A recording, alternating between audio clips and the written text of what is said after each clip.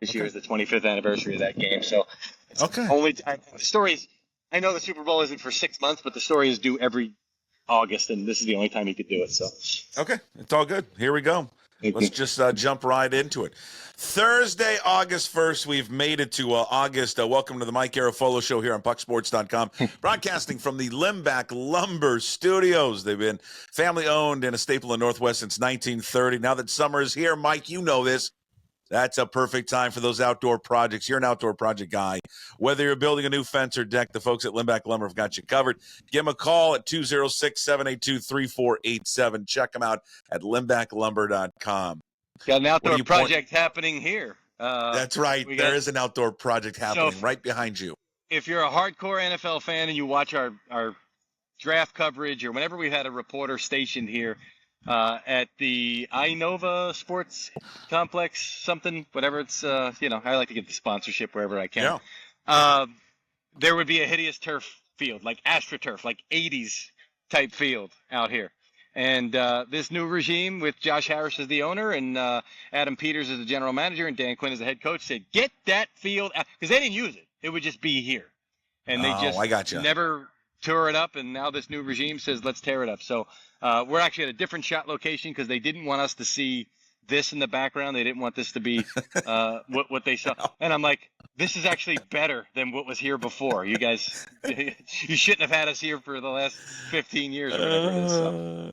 Well, Garafolo was with us, NFL Insider, of course, from the NFL Network. You all know that. He joins us every Thursday at 1 o'clock. His coverage of the league is brought to you by Hartley and Hartley Insurance, your trusted family-owned insurance experts in the Puget Sound area. For honesty, fairness, integrity, contact Jamie Hartley at 253-565-8700. Also, Zogs on Fox Island, the perfect spot to grab a cold beer, hang out with friends, and catch the game. Check out Zogs on Facebook and Instagram for their new summer hours. So how's Commanders Camp going? That's where you're at right now. Yeah, it just continues to improve year after year. Previously, the Dan Snyder regime and the apathetic fan base, you'd be out here and there'd be like no fans here. And it's open, just wide open, and there'd be like 30 people here. So it's a storyline, and it has been a storyline the last couple of years when they open training camp and there's a line down the road and out, toward the parking lot. So that's what the case was previously. I asked that. They're apparently sold out. So, this facility is in desperate need of a lot of upgrades. The team itself has been in desperate need of upgrades, and everything is pointing up. So, happy for the folks here because they are passionate fans. They want the old logo and the old team name back. They're not going to get that, but they are passionate fans. I know that, but let me just. I just want to mention this. Like, that's what I grew up on, and that's what we all grew up on was that name, that logo, and their rivalry with the Cowboys and all that. The one thing that I was thinking about is you were just describing like the change in ownership and all that stuff. Is that like I'm a big believer like in all these sports leagues with NFL, NBA, MLB, right? Where I like those anchored franchises that are relevant. Yeah. That are and they haven't been relevant. I mean, when's the last time Washington's been relevant? In the NFL. I mean, RG3 for a flicker, and it was brief. Are we going back to Joe Gibbs? I mean, consistently. Yeah. It's been the 90s. And they've been okay. It's not, when you think of teams that have been, historically bad, you start to think of some Browns teams that, the Browns are better. And but you start to think of some teams that have just been absolutely dreadful over the years. And they were never, they'd had years like that, but they were a lot of times around 500. So, when I look at those years, I think more about everybody knew what Dan Snyder was and what he was about, which, he was technically one of my bosses the last couple of years. And now that he's gone and I could just absolutely tee off on him, it's great. But I forget the owners really are your bosses. Yeah. Yeah. You know that coming in, right? I know. But I remember speaking to a colleague who will remain nameless, not a colleague anymore, but he goes, because I said, how do we balance that here? Like, because you still want to be critical and you still want to have, and he goes, well, here's the difference. Will I crush Jimmy Haslam for the Pilot Flying J stuff and scan? Will I mention that at all? No. Will I kill him for listening to a homeless man and drafting Johnny Manziel? Absolutely. I was like, I guess that's fair.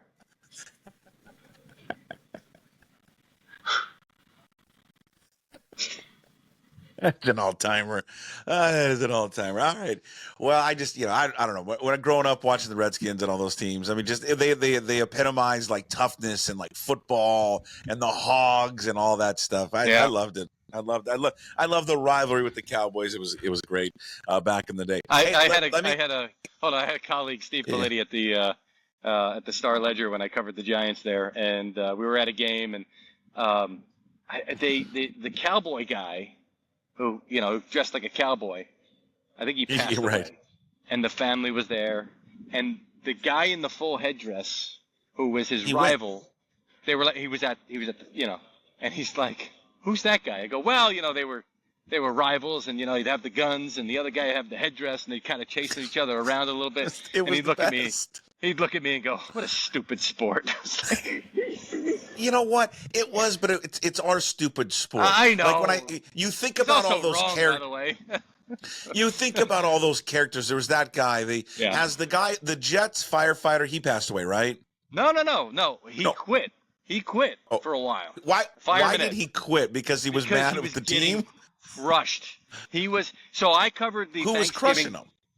I covered the Thanksgiving butt fumble game. And I remember at halftime they were getting beat so badly that there were tweets about how Fireman Ed has left the building, right? And I wrote a couple of stories that night. I still go back. That night I churned out some of my best content of all time that night. And one of my stories was about Fireman Ed. And I was at USA Today at the time, and we were just getting into like aggregation and what really plays online, and this was one of the stories that they deemed was going to play. And we wrote like a whole week's worth of stories about Fireman Ed saying, I've had enough, I'm just going to go to the game and not wear any Jets gear, and I'm being harassed because the team is so bad, and I don't have anything to do with the team. And so he's back. So when he left, this other guy, Jetman, who wears the jet on his head, and he's got these beads, and he's got the license plate that says Jetman, he stepped in. And so what happened after that was, can I have that one? Thank you. What happened after that was, when Fireman Ed came back, they were like, well, Jetman's kind of been, it's like a league of their own when Dottie returns for the last game. He's like, well, what's her name? The other girl's been catching, she's got So Jetman, Fireman Ed, and then there's a third guy. At kickoffs, when they do the JETS, they put the three of them up there. I don't know where the third guy is. And they all do it together. The J-E-T. Yeah. Oh. Yeah. Okay. Anyway, you got more than you bargained for on that question. No, I could spend the entire podcast on this one. I love the characters of the fans in the NFL. Like my favorite as a kid growing up. Well, in Seattle we had one. You've heard of Mama Blue. She was like a season ticket holder from the very first year. She just recently passed away within a year or two, but she would dress all up. I mean, the makeup, and she had all the outfit on. She was great, and she was just a staple at the game. But my favorite growing up, because of the rivalry we had with the Broncos, was the guy that wore the barrel. Do you remember that guy? He didn't wear anything, no clothes. He just wore a barrel. That was it. Yeah, for me, the Broncos barrel was the best. Do you remember that guy? He allegedly didn't wear anything and then had the barrel around him. In frigid weather too. Yeah, it was the best. I love that stuff. Hey, let's. I want to ask you a few questions about the Seahawks. What's the general tenor around the Seahawks camp out here? I mean, it's like rave reviews and McDonald's doing all these different things. But what's the word around the league about Mike McDonald's first training camp? Yeah, the league will find out as we get into the preseason and the regular season, but I know that there's a lot of respect for what they're doing out there and John Schneider and his ability to assemble talent. Like what I do is when I'm at camps, I'll ask about other teams, and a lot of times if it's in division, it's easy for them to kind of talk about it, but I'll throw it out there. Who do they're not going to get a read on it. But what I like to do when I'm at these camps, it's like you'll talk to teams about who do you think is going to be good, who do you think is going to be not so good. And if it's in the division, a lot of times it's easier because it's kind of foremost on their minds. And so I hear a lot of people saying, like, they're going to be competitive, right? They're going to be good. They've got talent. They like Mike McDonald, and his ability to inspire dudes. It's like, he was really good from an X's and O's standpoint as a defensive coordinator. A lot of the stuff that he did with his pressures last year, you're still hearing about, and he'll continue to do that with the Seahawks. But it was also the way that he got guys to play for him, so they feel like that's going to translate well. And it's a team that's just been competitive year in and year out. So, as I make this tour and we talk about, teams elsewhere around the league, that's one of the teams that's getting rave reviews, or at least on the radar for teams that should be good. Hey, he hasn't appeared yet, and I know we've talked about him many times, but the right tackle, Abe Lucas. What's the time? Yeah, what is any update on his status? I think it's still going to be a little bit for Abe. And the more I hear about it, the more it sounds like it was more of a significant injury. Does anybody know what the injury was? No, just other than you go back to last year, and it's a chronic. When Pete Carroll used a chronic knee problem. Well, when you hear chronic, you start to think, like a cartilage issue, right? Now, a lot of times that's a chronic thing. It's not that, from what I understand. It is an issue that was repaired via surgery that they feel like is something that he can put behind him, but they want to take it slowly. It's along the lines, from what I understand, of what Jamal Adams went through last year. Remember, you would ask me about the Jamal Adams timeline, and we thought that was a little bit. Was that last year or the year before? Everything's blurring together. Last year, I think. It was last year. And it was like, everything's positive and it's coming along and just being cautious. It's a similar type injury from my understanding. So it's going to be a little bit of time, but it's, from what I gather, trending in the right direction, and they want to be careful with it and make sure that they make the best decision for him long term. Connor Williams, I mean, it felt like there was all indications he came in past the physical. We're in talks, negotiations, and then feels like to me it's kind of stalled. What's an update on Connor Williams? Yeah, that's his agent trying to get a market drummed up for him, and knowing that a lot of times when you get into training camp, if a guy gets injured elsewhere, all of a sudden there's a need that drives your value up. So I think that's going to be part of it here. And letting the rest of the league know that the team has interest. I don't know. I honestly don't know how the Seahawks, whether you appreciate that, right? If you make an offer and all of a sudden it's advertised to the rest of the league, like, hey, this team made an offer. If you guys want to make an offer too, it's like, no. If we made an offer, we made an offer to get a deal done. So I don't know how that played in particular, but I don't know. I didn't get the sense that anything was on the front burner right now, but we shall see. Let me go back to McDonald for a second. When you talk to guys around the league, maybe this has come up, maybe it hasn't. How impactful do you think it is to have Leslie Frazier on the staff? I think it's really good for, and you're seeing it with Antonio Pierce in Vegas. He's got, I think, 3 former head coaches around him, Coughlin, Philbin, and Marvin Lewis. I can appreciate guys who understand this stuff, because we were just talking about it here. Dan Quinn in his second time as a head coach, and how everything has hit the ground running here because of the experience that he had previously as a head coach. And I know some teams, to me, I sit here and I'll say, I don't know why more owners don't emphasize that, but I think sometimes you overemphasize it. The Giants hired Pat Shurmur because John Mara wanted a coach that had previous head coaching experience, and it was the wrong hire. Just because he has head coaching experience. Now, to me, the difference is Dan Quinn has had he was, borderline Super Bowl winning. He was right there. And so you've got that success as a head coach previously that you can lean on. So for Mike McDonald to have Leslie Frazier on his side, and Leslie is like even keeled, nothing's going to rattle Leslie. He's going to stay level, and I think that's going to be a good resource for him to lean on for sure. How close did Dan Quinn become, how close was he to becoming the new head coach of the Seahawks? Like, why out here it felt like that was just the no-brainer hire. That's what it was going to be. That obviously didn't materialize. Why? Yeah, when Pete Carroll stepped down, that was the one that we all as insiders connected immediately, because I frankly was hearing it back to November, I want to say.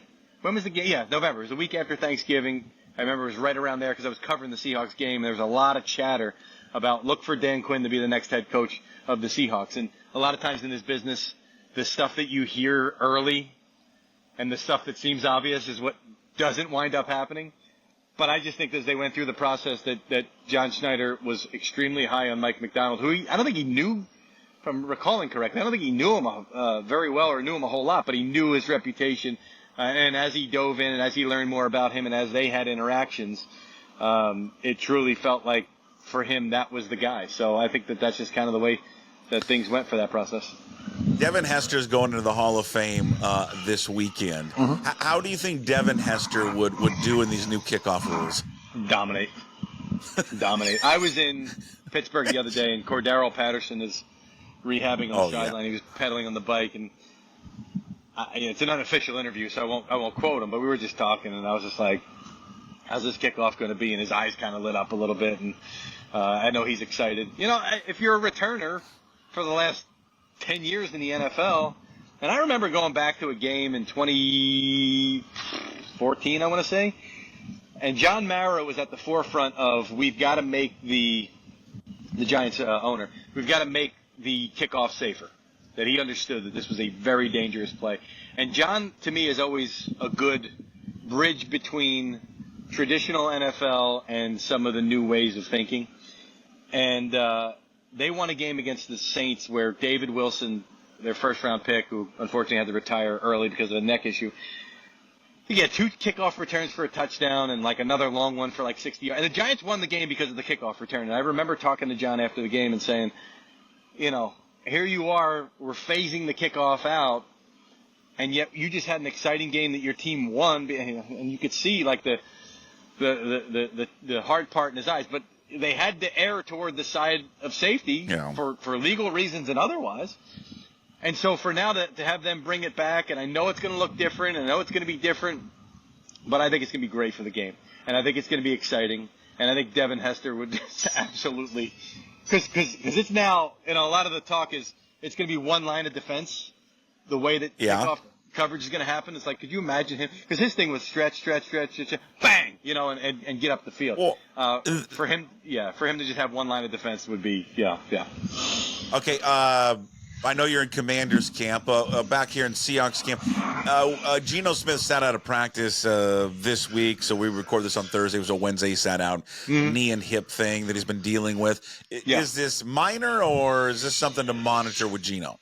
Minor is somebody else's injury, right? That's what they say. So it does sound like it's a relatively minor thing that they're trying to work their way through and deal with, and just manage and make sure it doesn't get worse. That's what it sounds like to me.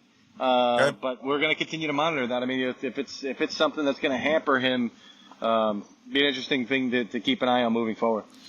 How does Ian Rapoport have a YouTube page, and why would anyone want to start watching that? So we were just talking about that, and he said, it's another platform, and it's a good way to monetize. Ian's always looking to monetize. Good for him. He goes, and who knows? Who knows what? I from what I hear, and teams have said this, they feel like YouTube is the platform that's really got a lot of growth coming. I don't know.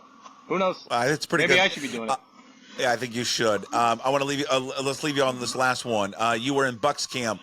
Baker Mayfield, and people out here would love to hear this, sang the praises of Jalen McMillan. Of course, played his college ball at Washington. What kind of impact do you think McMillan's going to have? You hear everything about Roma Dunze, but what about McMillan? Stud is the word. Stud. I keep hearing stud about him. They are over the moon about him, and I asked him about it, and his face lit up.